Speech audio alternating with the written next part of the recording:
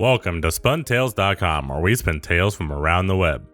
This week, we continue the story, The Falling by J.D. Phillips. The Falling is now on Amazon. Just check it out. And be sure to follow the author on her socials at facebook.com/authorjd and twitter.com/JD_author.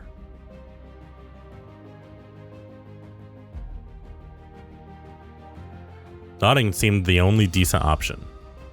Rita was back on her feet within seconds, smiling as she dug her cell phone out of her purse. He remained still, waiting, watching, as she scrolled through the images on her phone until she found the video she'd recorded of herself singing about fire, glitter, and gold.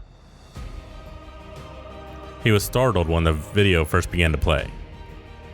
Her screen image reminded him too much of his own mirrored reflection moving independently, until he understood hers was a recording of something she'd actually done. "Well?" she asked once the video came to an end.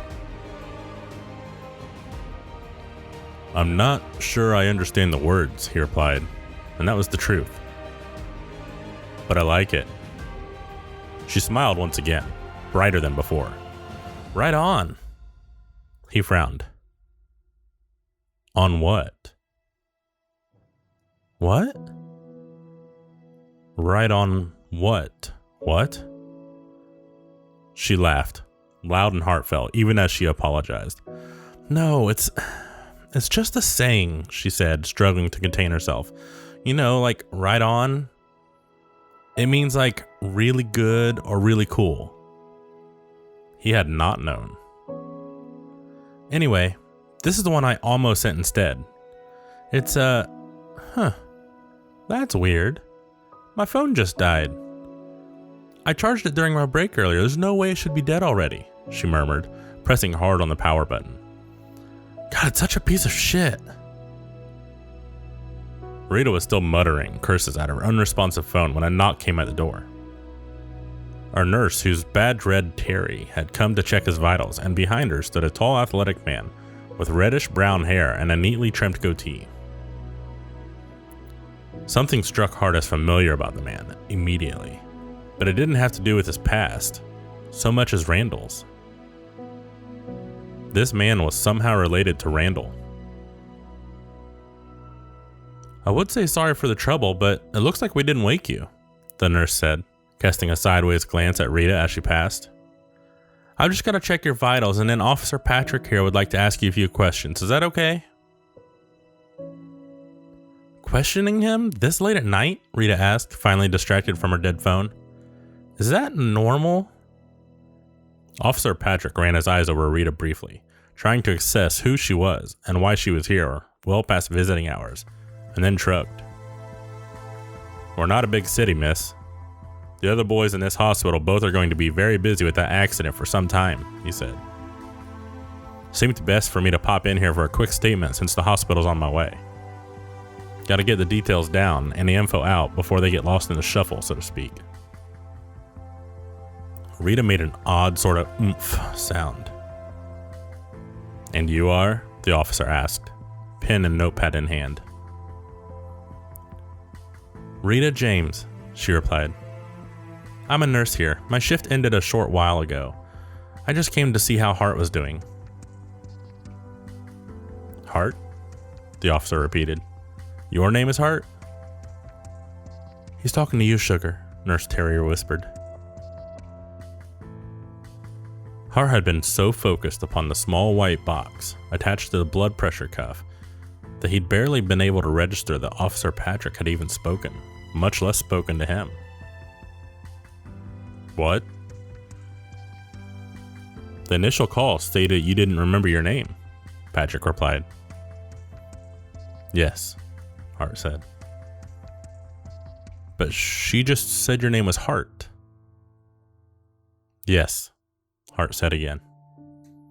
Patrick frowned. "I named him," Rita said. Sort of.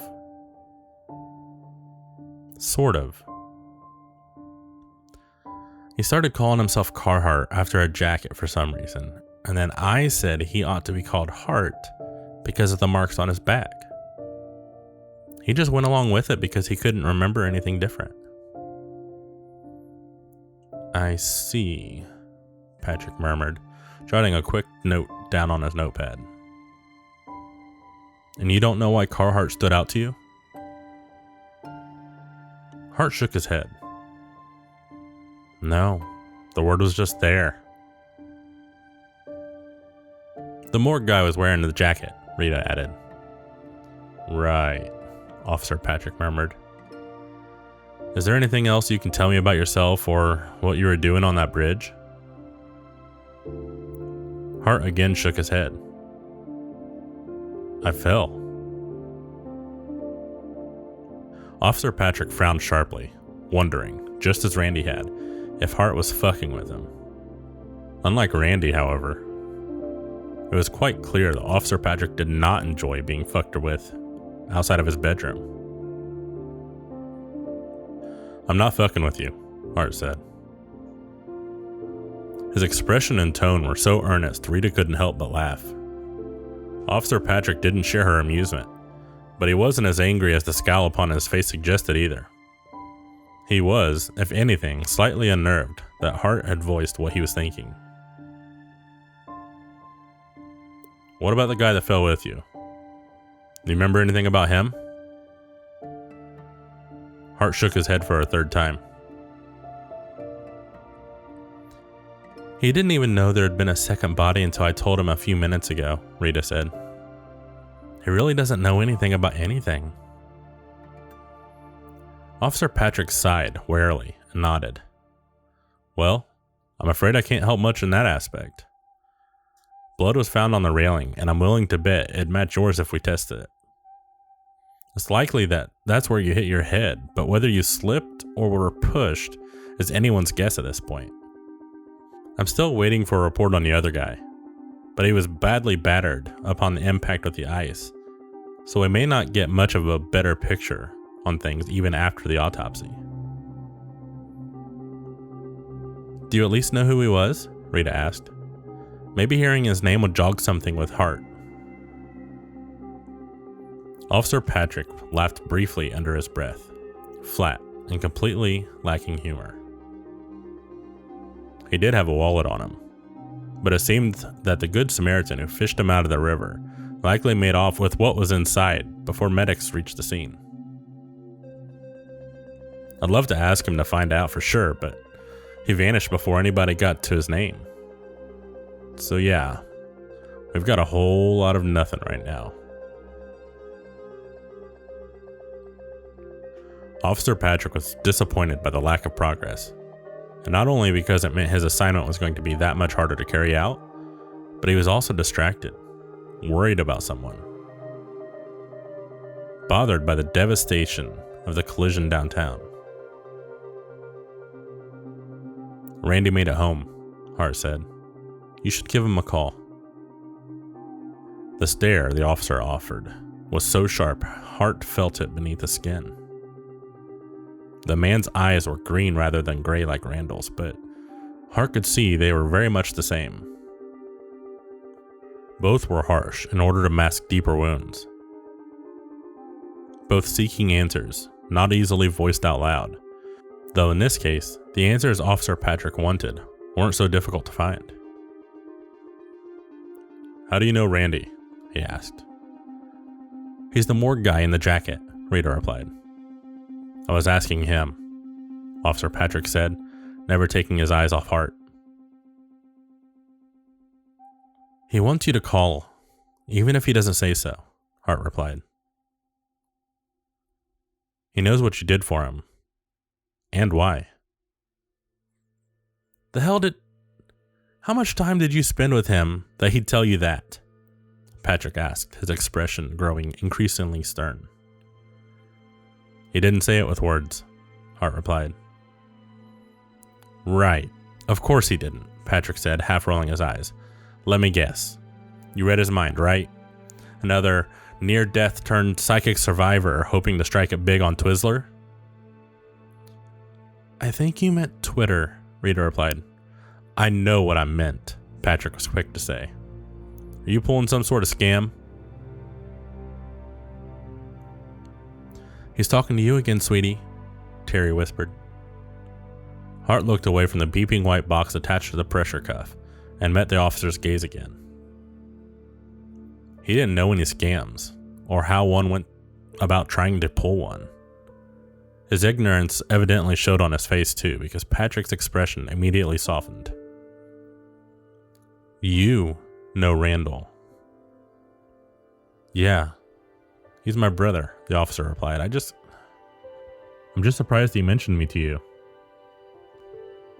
Hartt tilted his head slightly.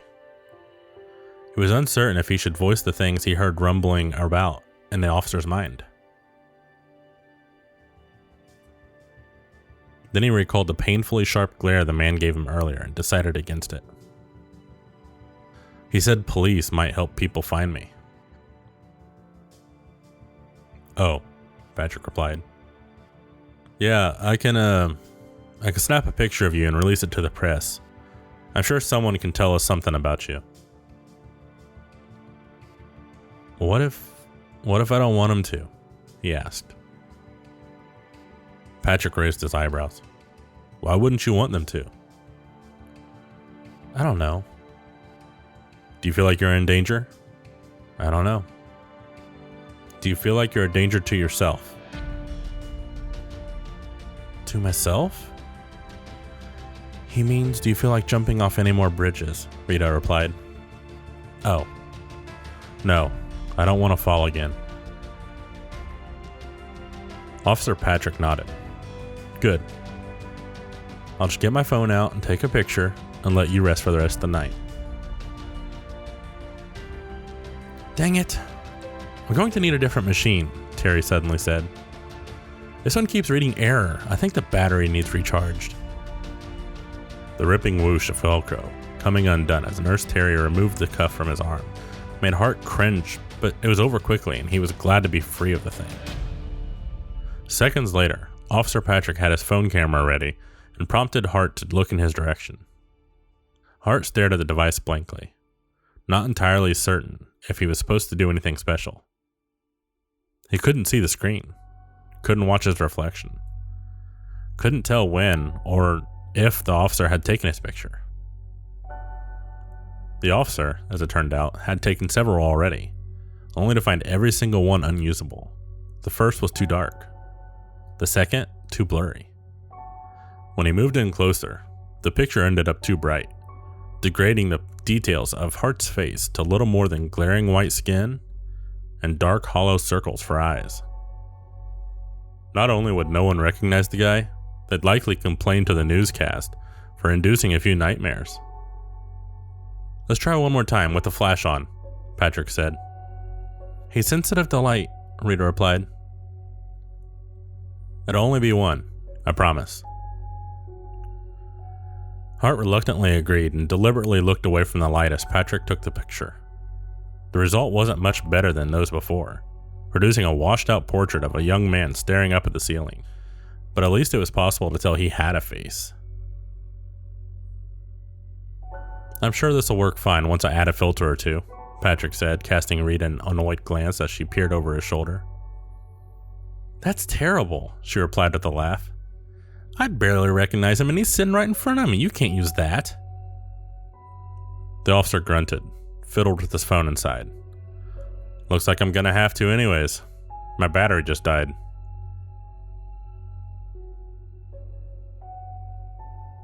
Thank you for listening to SpunTales.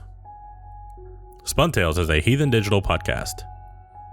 If you'd like to start a podcast or be on one of our podcasts, contact us at info@heathendigital.com.